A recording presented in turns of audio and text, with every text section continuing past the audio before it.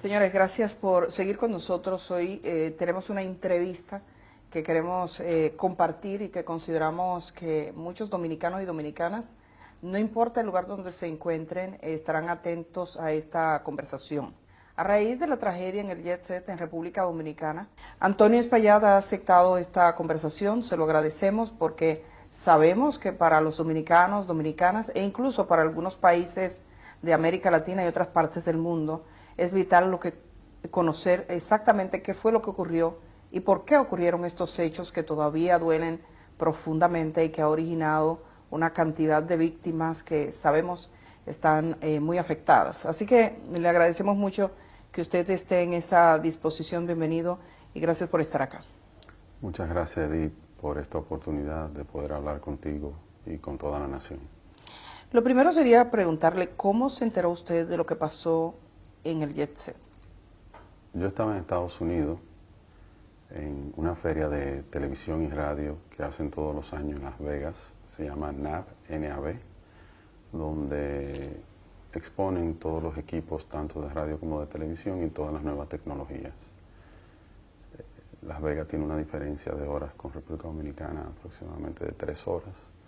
En el momento en que esto ocurrió, yo recibí una llamada de mi hermana a las 10:30 de la noche, hora Vegas, que era la 1:30 de aquí, y me llamó debajo de los escombros y me dijo: Antonio, ha pasado algo increíble, escuchamos una explosión y todo el techo se ha desplomado y estamos todos debajo aquí de escombros.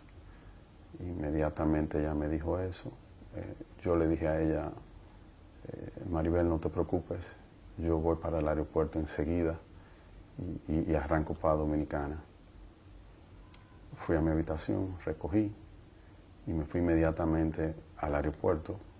Tuve la suerte de conseguir un vuelo a las 12:30 de la noche, hora de allá, que por suerte se había retrasado 1 hora, salió a la 1:30 y por ese retraso pudieron montarme. ¿Usted tenía en ese momento una idea de la magnitud de la tragedia? No tenía idea. ¿Qué usted pensaba que había pasado? No tenía idea de decir, pero ¿cómo se puede caer un techo? O sea, yo no tenía ningún tipo de idea de qué pasó y estaba muy preocupado. Pero digamos el alcance, ¿pensó que habían muertos? Desde el primer momento usted fue informado de que habían personas fallecidas. No, ella me dijo, porque ella misma no sabía, ella estaba debajo de escombros. Okay. Ella me dijo, estoy debajo de escombros. Entonces, yo no pensé nada, yo de verdad, fue una preocupación tan grande por lo que hubiera pasado y pensé también, tenía todos los amigos que tenía ahí adentro también, que siempre van. Y yo dije, wow, o sea, qué catástrofe. Y cogí para el aeropuerto y lo único que tenía en mi mente es que tengo que llegar, tengo que ver qué hago, tengo que ayudar, tengo que estar ahí. Y tomé ese vuelo a la 1:30 de la mañana y llegué a Atlanta. Ahí se me retrasó el vuelo de Atlanta a Santo Domingo otra hora y vine llegando aquí al país tipo 3:30 de la tarde. ¿Y hasta ahora cómo ha sido la conexión suya? Supongo que en ese momento cuando usted llegó fue al hospital, fue a un centro, fue al lugar de los hechos. ¿Qué usted hizo? ¿Qué ha podido hacer? Cuando llegué fui directo a mi oficina, que estaba mi familia ahí y estaban unos amigos para que me informaran qué había pasado. Ya estaba muy avanzado todo, me dieron la información de todo lo que había pasado y me recomendaron que por un tema de seguridad no fuera, porque ya estaban los ánimos caldeados y demás, y que no se podría saber qué podría pasar en torno a mí. Entonces, por eso decidí quedarme ahí.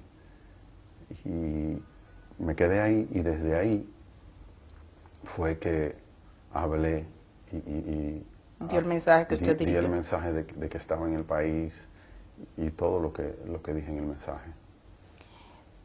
Usted sabe que la gente se pregunta básicamente qué fue lo que pasó. ¿Usted sabe qué fue lo que pasó?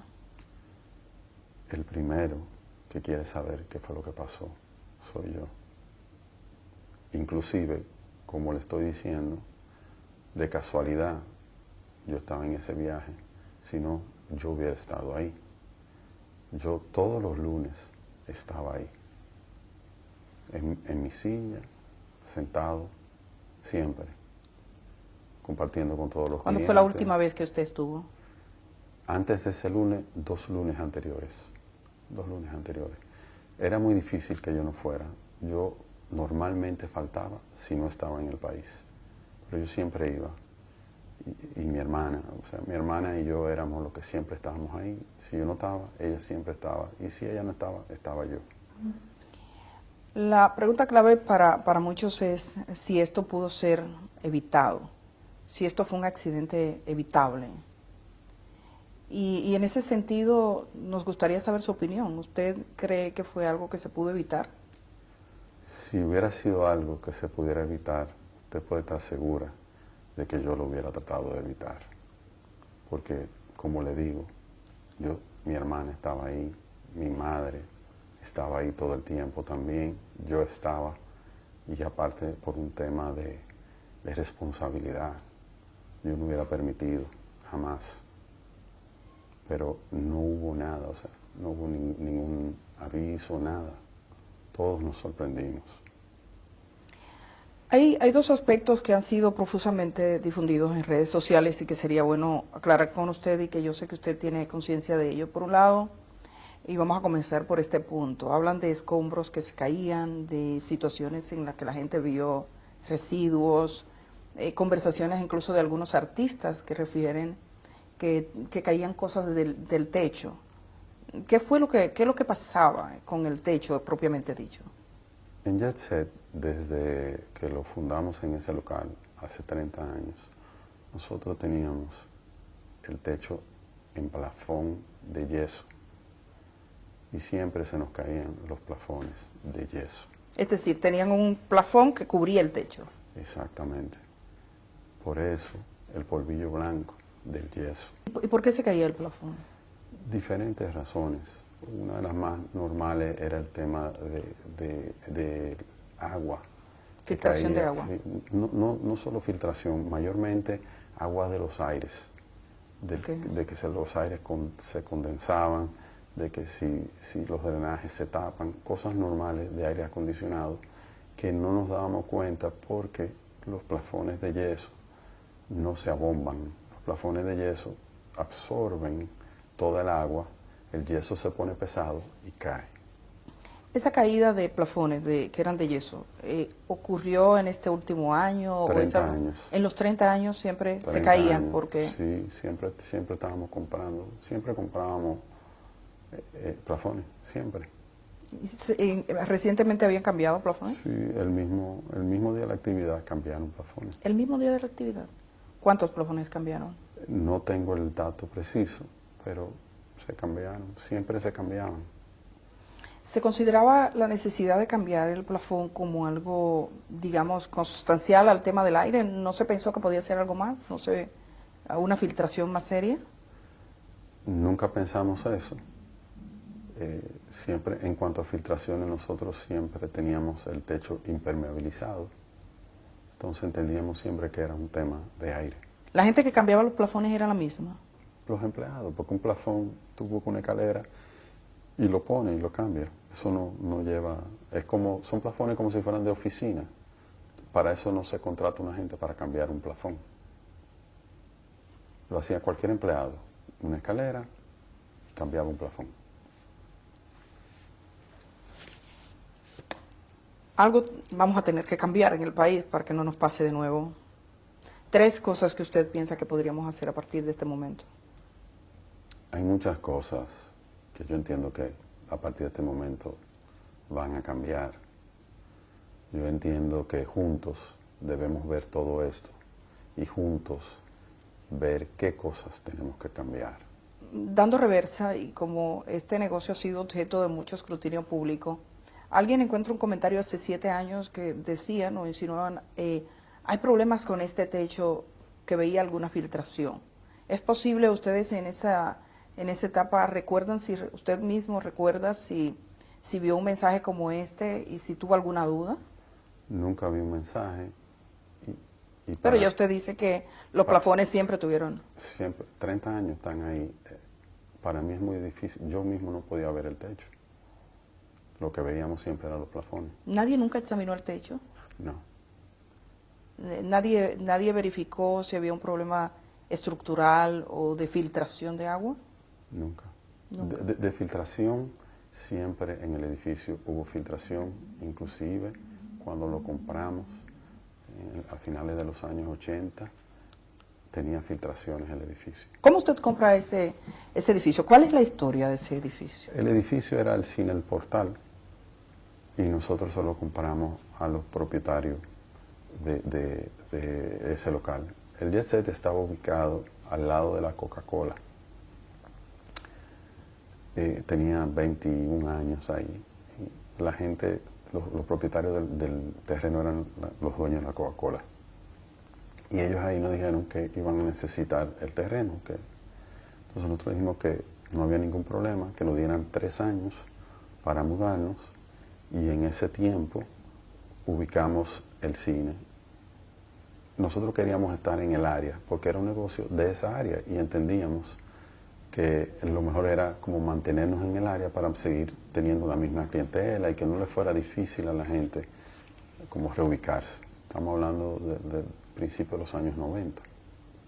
Y entonces usted compra. El edificio lo compra la compañía compra el edificio.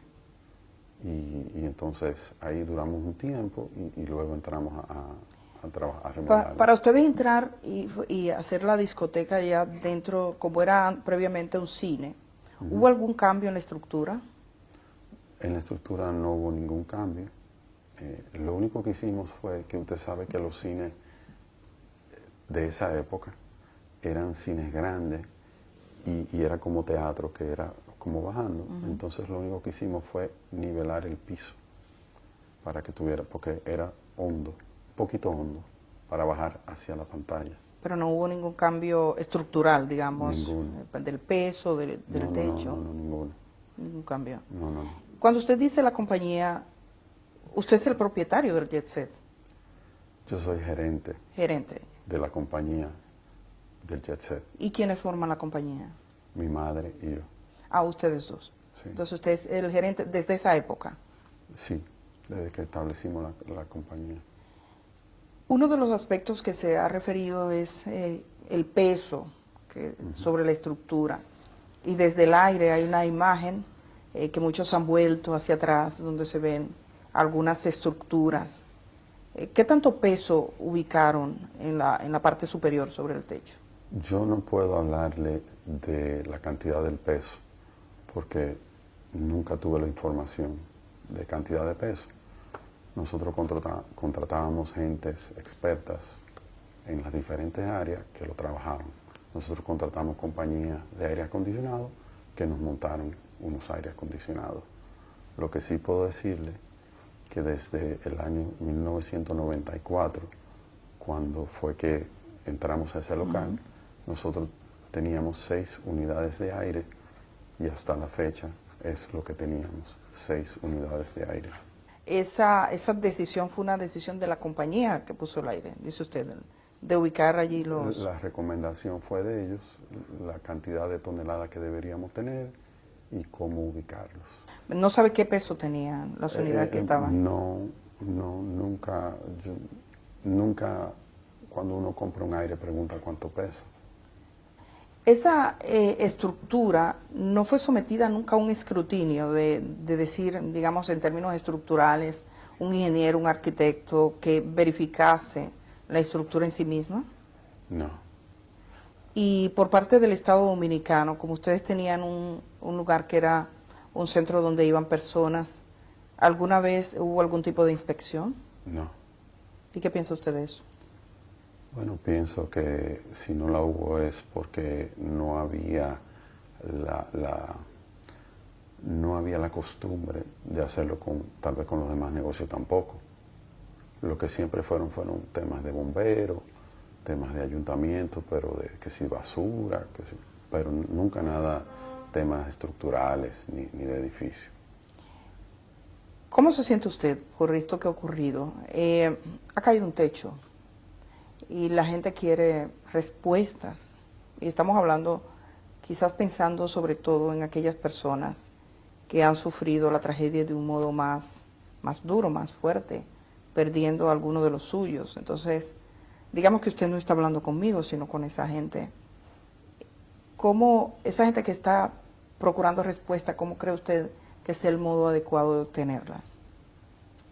Lo primero que quiero decir es que yo tengo un dolor muy grande y que lamento en el alma todas las pérdidas.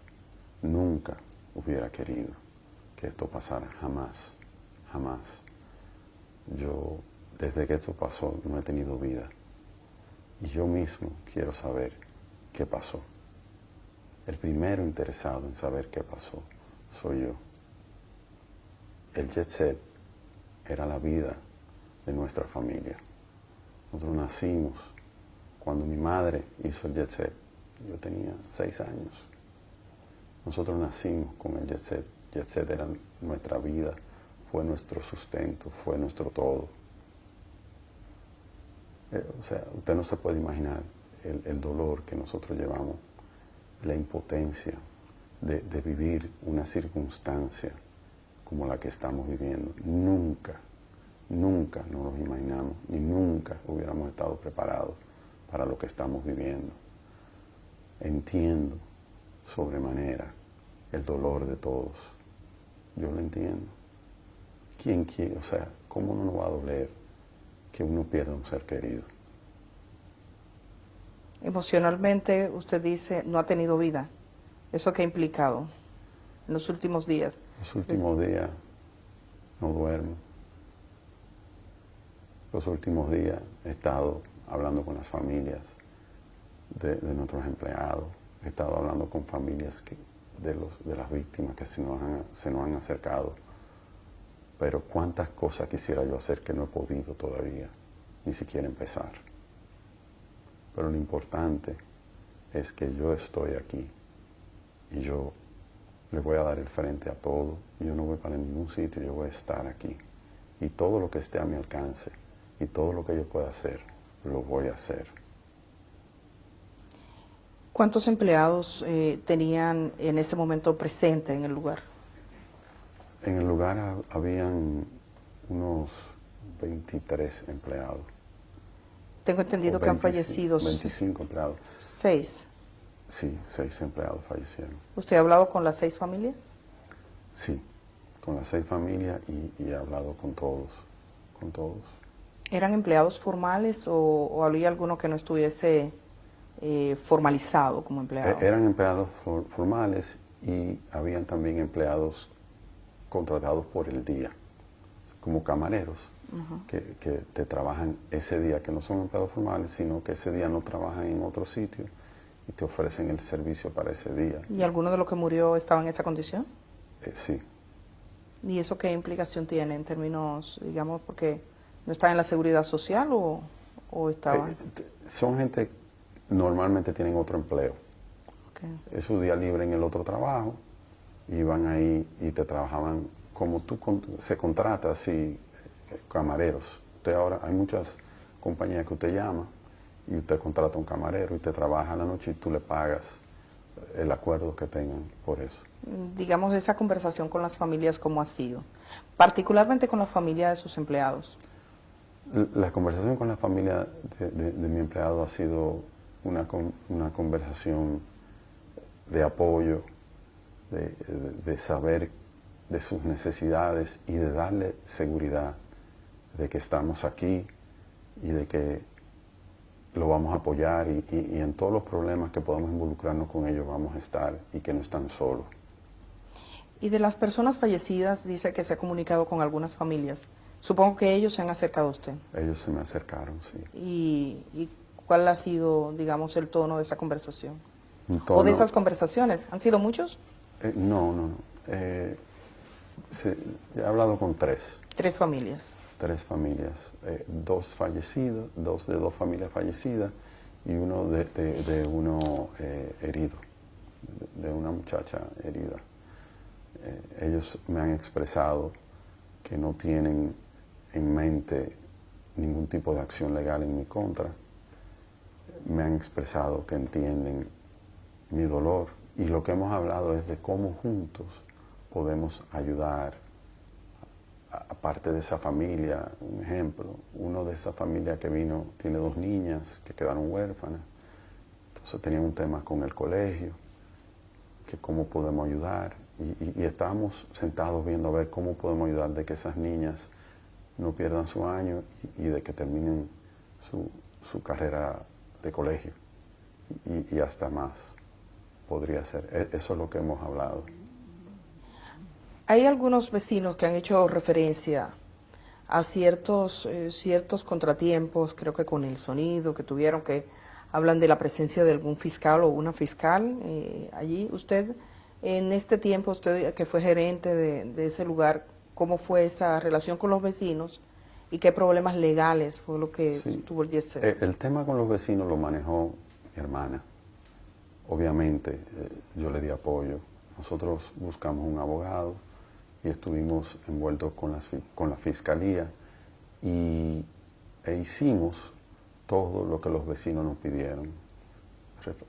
Revestimos el cuarto de plantas de nuevo para que no saliera el sonido. Cambiamos la planta eléctrica. Por un tiempo trabajábamos solo con planta. Nos conectamos a CDE de nuevo porque el Jet Set solo abría 3 noches, lunes, viernes y sábado. Entonces lo que hicimos fue también hicimos una inversión y volvimos y nos conectamos a la CDE, ya que por ahí es un circuito 24 horas para erradicar y de hecho desde que nos conectamos casi nunca se usó la planta. Reforzamos las puertas de salida, le pusimos doble puerta, o sea, todo lo que no permitiera que el sonido saliera. Los músicos, en vez de entrar por la tarima, entraban por delante del negocio para no abrir esa puerta y que no le molestara a ellos. Todo lo que nos sugirió y todo lo que nos pidieron a través de la fiscalía, lo hicimos. ¿Eso fue un proceso que duró mucho tiempo? Duró unos meses. ¿Y usted fue a la fiscalía o los fiscales vinieron? Ellos vinieron todo el tiempo. Si me hubieran dicho que fuera, yo hubiera ido. Nunca me dijeron que fuera. Pero todo lo que documentaron, todo lo que fuimos haciendo, chequeaban los decibeles también, del sonido, todo. O sea, todo lo que nos pidieron, nosotros lo hicimos al pie de la letra.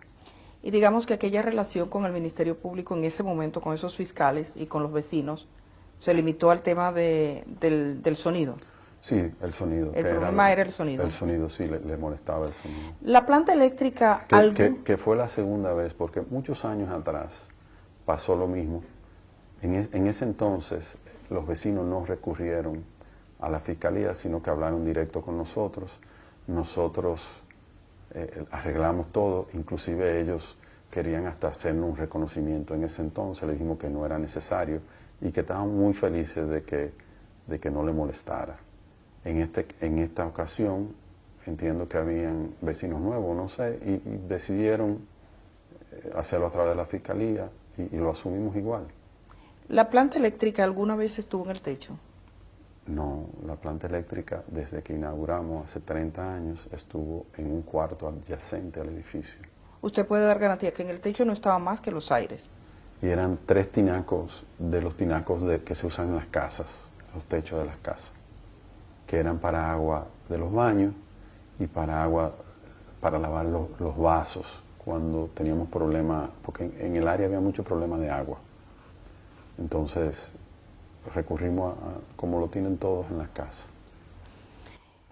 Esa imagen que se proyecta, que me imagino usted la ha visto, ¿esa es la imagen real del Jet Set? Sí, son 6 estructuras que son las 6 casetas de los aires acondicionados y una casetica más pequeña de la caseta son los main break. Pero y se ve como un cuadro, como si fuera cuadrado. ¿Por qué se ven así? Como si fuera cubierto, como si estuviese... Ok, los aires acondicionados nos recomendaron que lo techáramos con una caseta de aluzinc porque el salitre es muy fuerte, ahí estamos muy pegados al mar Entonces los aires, para que nos duraran un poco más, ellos dijeron, para el mantenimiento y todo lo demás, hágale unas casetas de alucín y así ellos pueden durar más. Y se le hicieron las casetas de alucín. ¿Y eso lo recomendó la empresa que lo instaló? En el momento, estamos hablando de hace como 10 años. Pero fue la empresa que lo Sí, colocó. sí, todo. Que tengo entendido que esa parte de los aires están al aire libre. No, porque hay diferentes tipos de aire acondicionado. Uno le llaman split, otro le llaman de paquete. Lo que son split son dos tipos de aire. Son unos aires que tienen el condensador, que me parece que es el que está techado, y el equipo afuera.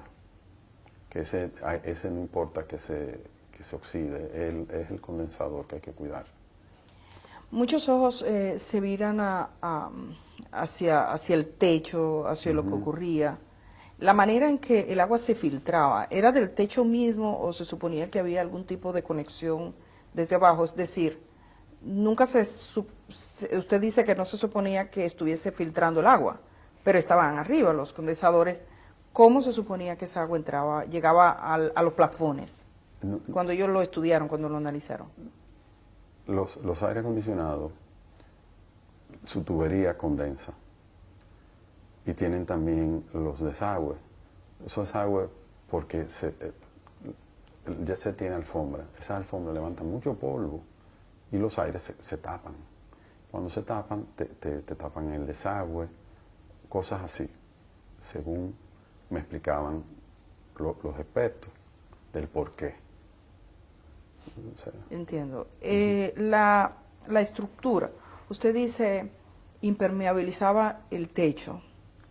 Se ha hablado mucho sobre qué era lo que se hacía, el tipo de trabajo, si esa estructura recibió unos finos, que le llaman, si para evitar filtraciones se fue poniendo un poco más gruesa. ¿Qué tipo de trabajo se hizo? Nosotros siempre impermeabilizamos.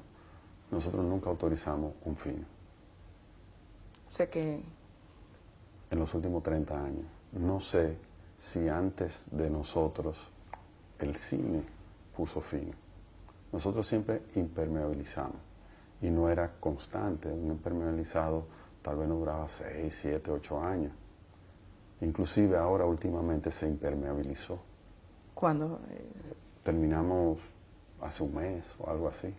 De impermeabilizar. Impermeabilizar, sí. Justo por el tema de las... Que cada cierto tiempo ya hay que hacerlo para que no filtre. ¿Cómo había sonido? ¿El sonido dependía del techo? No. ¿De qué dependía? De las paredes.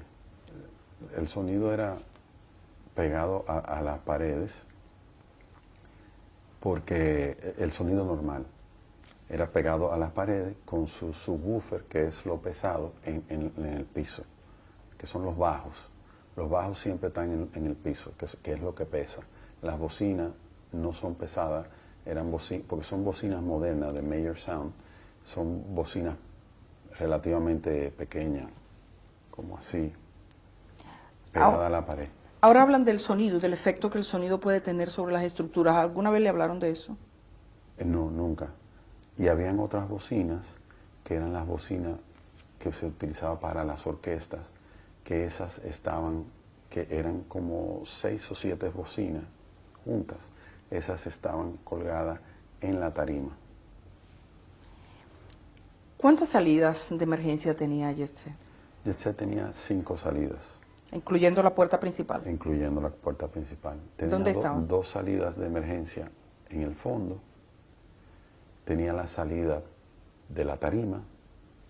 Tenía otra salida en el bar principal que estaba al lado de la tarima. Por ahí entraban los empleados y entraban todas las mercancías.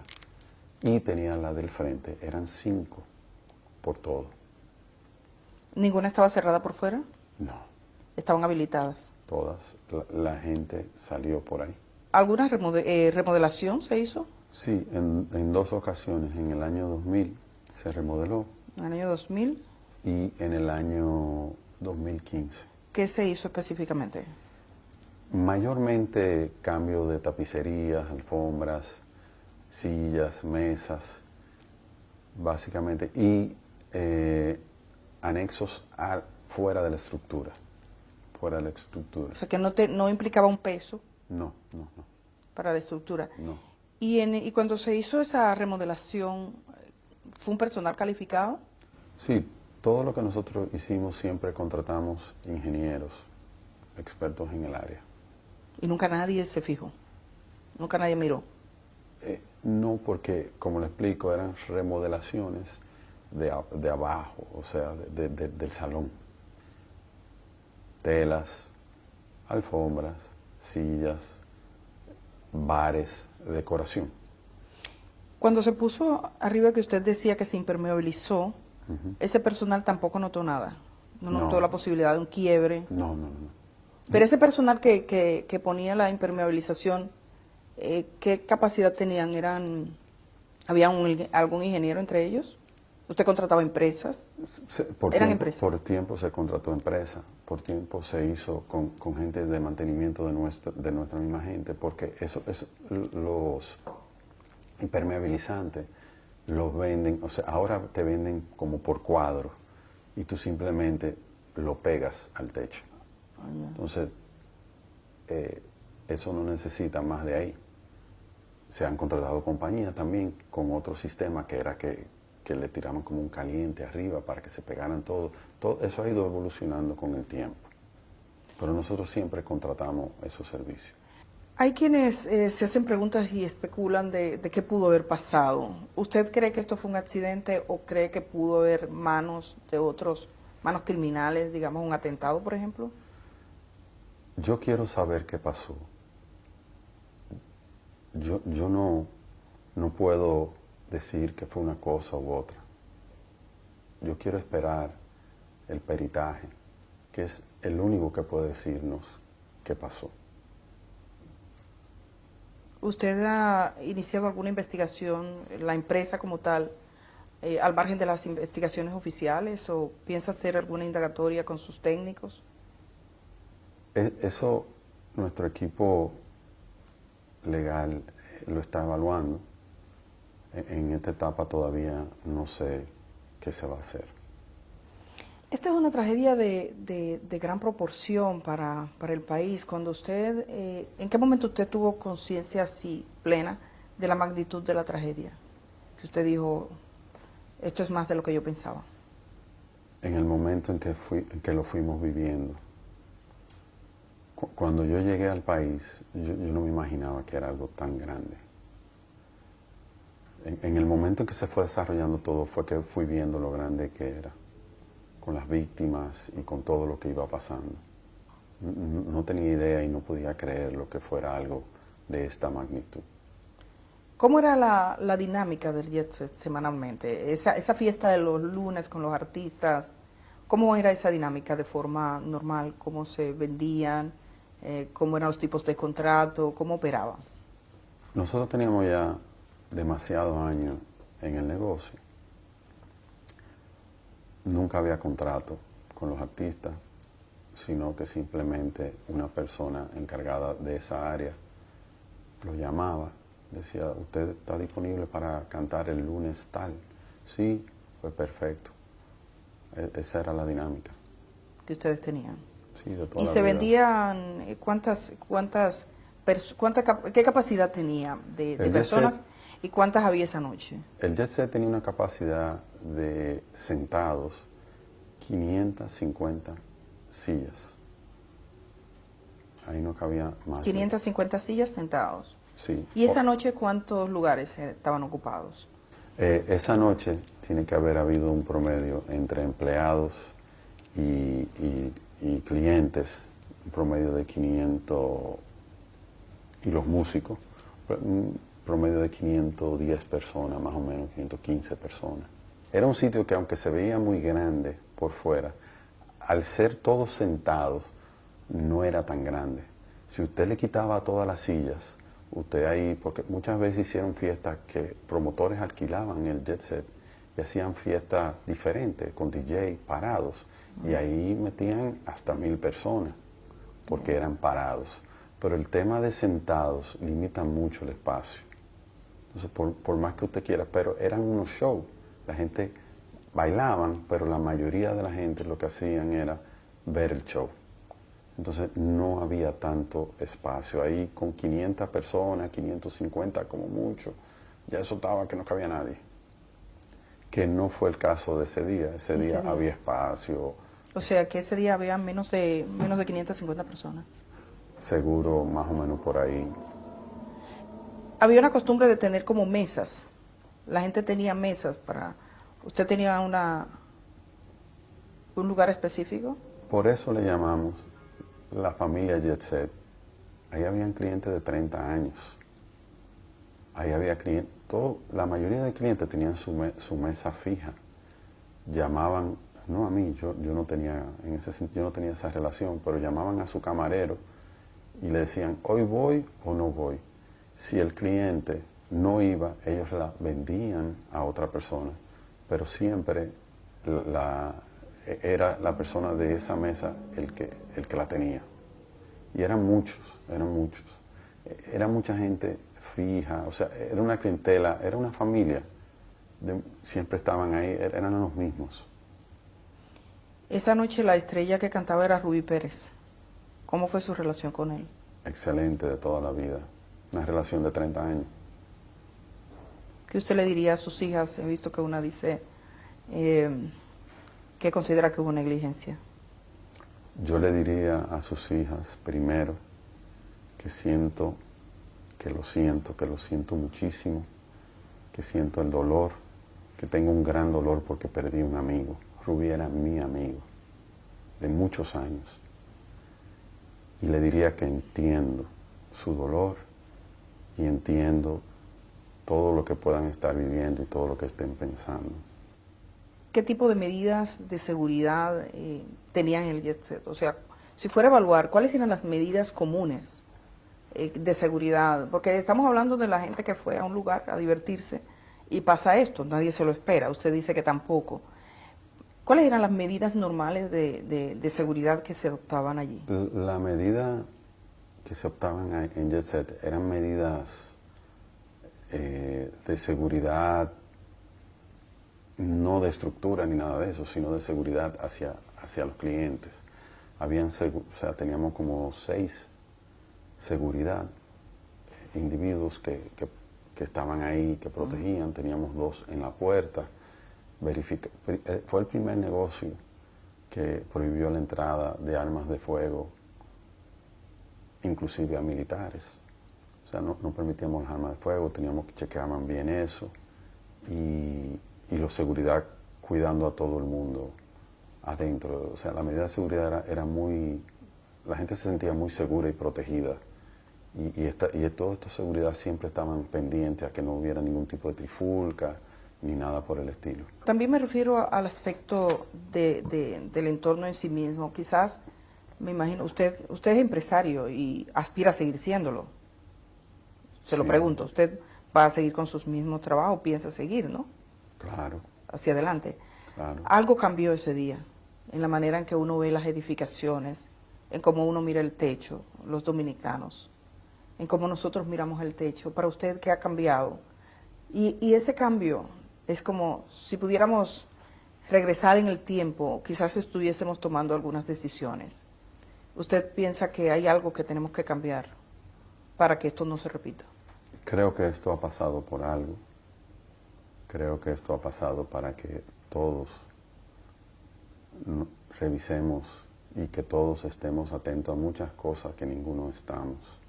Esto independiente del gran dolor que representa para las víctimas, para nosotros y para la nación.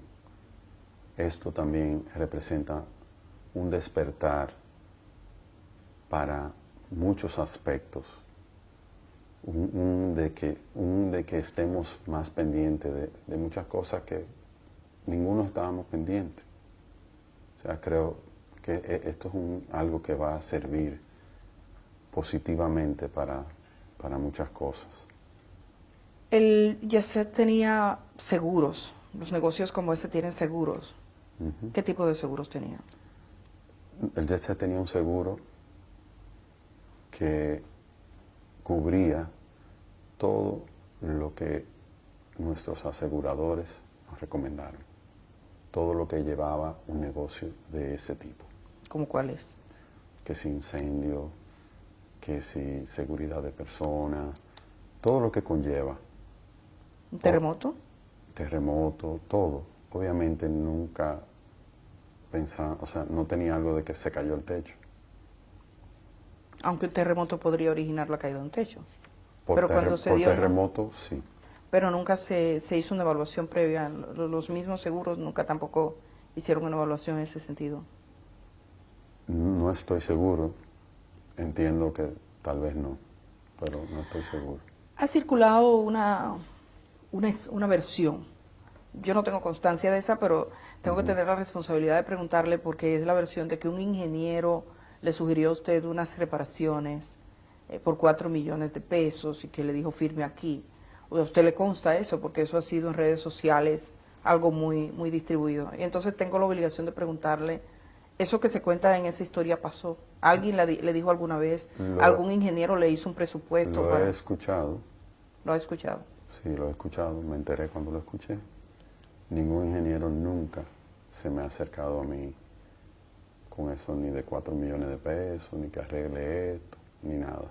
No tuvo ningún debate con un ingeniero sobre la estructura. No, no. ¿Y qué usted piensa? ¿Por qué ese tipo de versión? ¿Qué le puedo decir? Hay muchísimas otras versiones. Ahí hubo un señor que salió, que rescató muchísima gente y no es verdad. O sea, en todo este suceso han habido muchas opiniones, mucha gente que han entrado, que han salido, muchas personas que han querido ser protagonistas de uno u otro tema.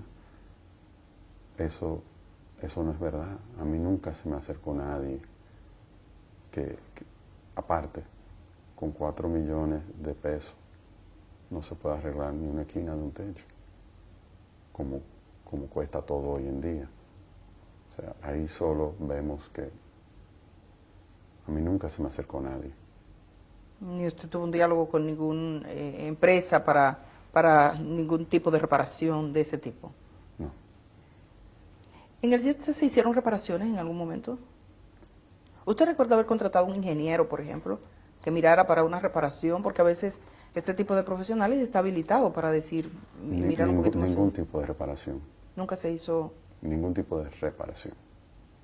Hay, digamos, en términos de, y es la parte que más se debate en términos de la infraestructura, de cómo pudo pasar. Usted dice que se pregunta lo mismo. ¿Usted ha tenido la oportunidad de ver el lugar, de ver lo que pasó, de ver cómo se quebró? Vi el lugar y vi lo que quedó. Sí, yo fui. ¿Usted sí fue? Lo vi. Sí, lo vi. ¿Y qué sintió? ¿Qué pensó? Cuando lo vi, mi dolor se acrecentó. O sea, vi toda una vida. Vi todo. O sea, no tendría ni palabras para expresarle todo lo que vi. Sí, porque usted estaba vinculado emocionalmente también a este sitio. Nosotros nacimos con ese negocio, creado por mi madre. Y era un escenario habitual. Yo no faltaba. En diciembre nosotros tuvimos aproximadamente 20 fiestas con artistas en vivo. Yo no falté a una fiesta. El 26 de febrero fue el 52 aniversario del Jet Set. Y ahí estuvimos todos, mi mamá, yo, mis hijos, mi esposa, todos estuvimos ahí, mis hermanas, sus esposos, la familia completa, en mi mesa, donde yo siempre estaba sentado. Eso fue un mes antes de la tragedia. Yo siempre estuve ahí, siempre sentí la responsabilidad de estar ahí. Siempre, por todos estos años, ininterrumpido. En algunos países, cuando uno va a un sitio que tiene vocación de servicio público, uno ve en una pared ciertas verificaciones que se hacen. Usted ha sido empresario por muchos años en este negocio de diversión, un negocio que reunía a mucha gente. ¿Qué tipo de verificación se hacía? ¿Alguna vez se recibió una visita de algún tipo de verificación? La que fuese, del tipo de servicio, de lo que se paga, lo que sea. ¿Alguna vez alguna autoridad llegó hasta allí? Bomberos, ¿Bomberos? ¿Fueron? siempre, ¿Iban los bomberos? que los extinguidores, que las salidas de emergencia, eso. La gente del tema del trabajo, en un tiempo siempre pasaban a ver la cantidad de empleados que tú tienes, las cosas rutinarias.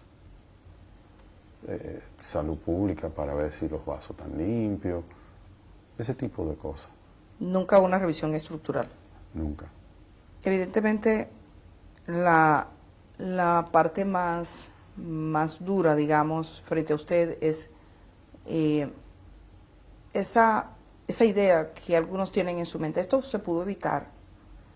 Esto sería negligencia. Porque los accidentes pasan, pero la gente se pregunta, ¿se pudo evitar? ¿Fue negligencia? Cuando el hecho de que eso se haya formulado, y es la pregunta más repetitiva que se formula en este momento y usted lo escucha, ¿cómo usted se siente? ¿Qué usted siente respecto a eso? Yo me siento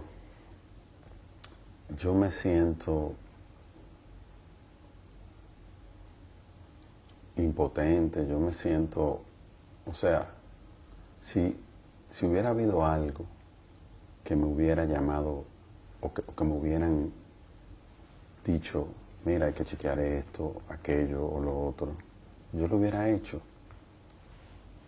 Yo lo hubiera hecho con todo el gusto. Yo estaba ahí. Mi familia estaba ahí. Mi hermana estaba ahí. O sea, ¿cómo yo no lo iba a hacer? Todos los que iban ahí, la mayoría eran amigos míos. El incendio que se alude, ¿cuántos incendios hubo en el Jet Set? En toda su historia uno. ¿Y cómo fue ese incendio? Un rayo cayó en un palo de luz frente al Jet Set, frente al cuarto de planta, y eso ocasionó un fuego en el cuarto de planta. Se llamaron los bomberos, en menos de 30 minutos apagaron el fuego, solo sufrieron las dos plantas eléctricas que estaban ahí dentro y los cables que estaban ahí dentro. Eso fue todo. Inclusive, antes de a la semana de eso ya nosotros estábamos abiertos de nuevo. ¿Usted considera que hay quienes se hayan aprovechado para dañarle o algo así? ¿Usted tiene otros negocios? Yo no puedo juzgar a nadie. Ante un suceso como este, de tanto dolor, yo no puedo juzgar. ¿Usted entiende? Yo lo entiendo. Usted ha dicho que está listo para responder. ¿Qué consecuencias piensa que puede tener sobre usted? ¿Qué usted espera que pase? Yo no sé. Yo vine, yo estoy aquí. Es la primera vez en mi vida que estoy viviendo algo como esto. Yo estoy aquí. ¿Usted tiene socios? Han hablado de muchos socios. Mi madre. Su madre. Ella y usted son los Propietarios de la compañía de Jet Set. Es la fundadora y todo. Mi mamá. Lo más difícil de esto. Lo más difícil de esto es ver el dolor de todos los que están viviendo esta tragedia y el dolor de mi familia y el dolor de los amigos, el dolor de los empleados. ¿Su vida ya no será la misma? No. ¿No cree? Después de esto nunca será la misma. Nunca. ¿Usted tiene otros negocios? ¿Piensa seguir adelante? Tengo que seguir adelante. Y tengo que seguir adelante porque tengo que ayudar a todas las personas que yo pueda ayudar. ¿Qué es de cierto en que sus cuentas han sido de alguna manera inmovilizadas porque se estaba pasando dinero de una compañía a otra? ¿Eso ocurrió? Salió un comunicado de sus abogados. comunicado de nuestra parte diciendo que no. No. ¿Es algo con lo que se puede estar tranquilo? Todos pueden estar tranquilos. Yo voy a estar aquí. Yo quiero trabajar. Yo quiero hacerle frente a todo lo que la ley me diga que tengo que hacerle frente y a todo lo que, aparte de eso, a todo lo que yo quiero hacerle frente. ¿Algo más que usted quisiera decirle a las familias de las víctimas, sobre todo? La familia de las víctimas, quiero decirle, lo siento. Lo siento mucho. Nunca hubiera querido que pasara. Y estoy totalmente destrozado con todo esto que ha pasado. Pero yo voy a estar aquí. Y yo voy a trabajar para ayudar y hacer todo lo que tenga que hacer y darle el frente a todo lo que yo pueda darle el frente. Eso es lo que yo puedo decirle. Ese centro es casi un lugar de peregrinaje. ¿Usted aspira a recuperar el terreno o ya no piensa volver allí nomás? Yo entiendo que el tiempo irá poniendo las cosas en su lugar y ahí iremos viendo. Muchísimas gracias. Gracias, Edith. Antonio Espaillat, que es parte de esa compañía propietaria del Jet Set de República Dominicana. Gracias por conceder esta conversación y esperamos que de alguna manera responda a alguna de las inquietudes que tiene la población sobre lo que ha ocurrido. Gracias. Muchas gracias.